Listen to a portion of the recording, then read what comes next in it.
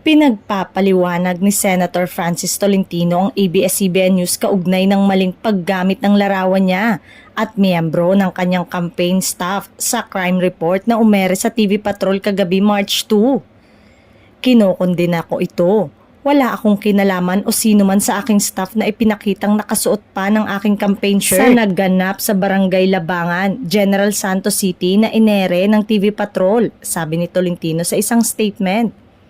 Ayon sa re-electionist senator, dapat tanggalin ng ABS-CBN ang naturang maling ulat sa news website, YouTube at Facebook platform nito. Nilinaw pa ni Tolentino na ang naturang mga litrato ay mula sa General Santos Airport nung dumalaw siya sa lungsod bilang isa sa mga panauhin sa Kalilangan Festival noong February 27.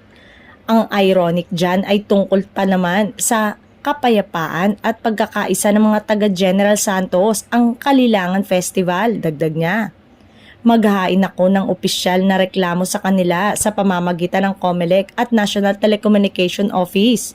Option din ang legal na aksyon, saad pa ni Tolentino na isang abogado.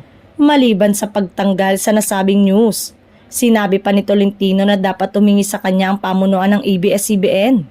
Samantala, nagsorry naman ang ABS-CBN News sa senador at inaming nagkamali sa paggamit ng naturang litrato. Tinanggal na rin umano nila ang ulat sa lahat ng social media platform.